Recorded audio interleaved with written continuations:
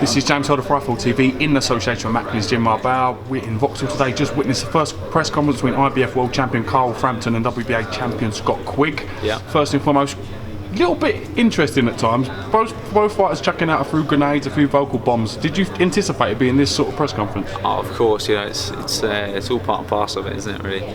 Everyone's very confident in both sides that we're going to win. I've got full belief that Frampton's going to beat him. Joe Gallagher and Eddie Hearn have full belief that Scott's going to beat him, but that's what makes it so exciting, isn't it? Everyone's going to be tuning in, and that's what we want. We want people to tune in and see it, and I believe it could be one of the fights of the year. This is the fight that we've all spoke about for God knows till we're blue in the face. So how does it feel from your side to finally have the deal signed, finally have the date, and the first press conference done and dusted, so to speak? Yeah, I don't really like these press conferences, to be honest with you. Do you not? It's quite. It's good and all, but it's hyping the fight up, and look, Scott's his own man, Joe's his own man. They're going to go back and treat it. None of this is going to change their preparations for the fight. None of it's going to change our preparations. It's just to get our point of views across and just to badmouth each other. Whereas I don't believe boxing should be part of that. But if they start mouthing off, then we've obviously got to react with something. So I think it's going to be a really exciting fight. Respect Scott. But I think Carl's got his number. What did you think of Scott Quigg's comments that he could take Carl Frampton out when he chooses? He's talking to himself. He's trying to big himself up. I think he's clutching at straws. He keeps going on about sparring, and we don't talk about him sparring because that's all behind closed doors. Was he talking about them two sparring? Or No, they've never sparred. No, he's talking about other people sparring him, and it's rumours.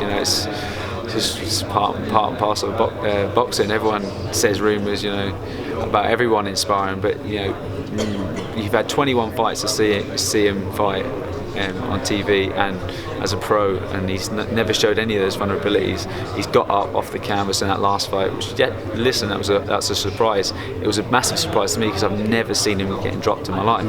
So but we dealt with it, and we came out with a clear one-sided points win, and he did what he had to do out of his comfort zone. And I think that's going to be one of the defining factors, is the fact that he's gone out of his comfort zone. He's going to Manchester. He's used to, as an amateur, to be boxing away from home and travelling. I think that's these little things that it's invaluable experiences over the years as an amateur, as a professional, to go and push yourself to do things that you're not wanting to do. And I think that's going to be a massive defining factor.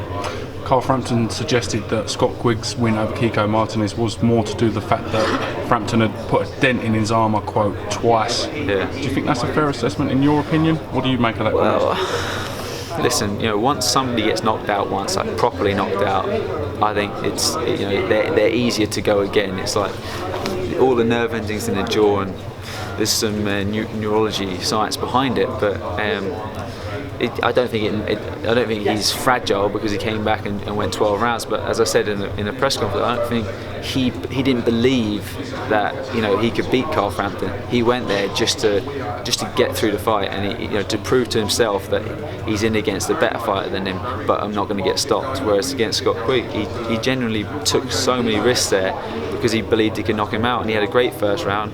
Coming off a great first round, he's going, all right, I'm going to do exactly the same again, and he's just leaving his head in the pocket all the time. You can't leave your head in the pocket with a guy like Scott Quigg because he's a big puncher, and Scott hit him with a cracking shot and finished it well. So but styles make fights. You can't go on and say one person, because they did this. Like for instance, Manny Pacquiao destroyed Cotto, and then Cotto gave Floyd Mayweather a really hard fight. It doesn't make Floyd Mayweather is still able to beat Manny Pacquiao, and I believe any day he would have beaten him as well. So it's just styles make fights, and you can't read into past opponents. I think what I see in the gym day in, day out is what's going to be the defining factor in the fight. What do you make of Scott's comments that the vulnerability showed in Frampton's last fight against Gonzalez was the reason that he was so eager to take the fight now? What's your reaction to that? I believe it's the other way. I believe that's the only reason they took the fight, and so does Carl. And he can say that we've lost hope in him, but that's absolute lies, because I've always believed in Carl Frampton, and nobody's invincible. Look at Ronda Rousey, what happened to her last night.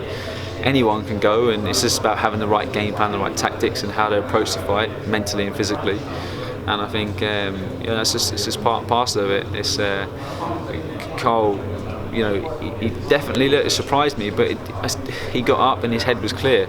Most people, when they get up, they're kind of groggy and, you know, they don't know where they are or blah blah blah. But he looked at me straight in the eyes and went, "Oh, that's never really happened before." And we just said, "All right, well, let's adjust. Let's go and do something different." And he won on a wide points decision. Scott Quigg's had 2 draws in his career. You know, obviously one was I think it was a technical decisional draw against Brendan Monroe, but the other one against Salinas.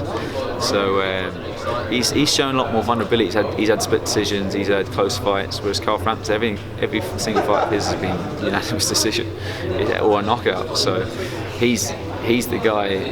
That's why he's the betting favourite, because he's able to win fights. It's part of the parcel.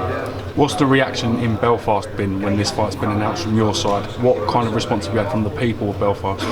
Yeah, really excited. I mean, I'm not from Belfast, but I think there's a buzz everywhere. It's a massive fight, and it's funny how people come out the woodworks that I even spoke to for 5-6 years. Oh, can you get me ringside tickets? But look, it just shows what the fight, how big of a fight it is, and it takes 2 to tango, and that's what Scott's here to do. You know, Scott's part and parcel of this fight. He's a massive.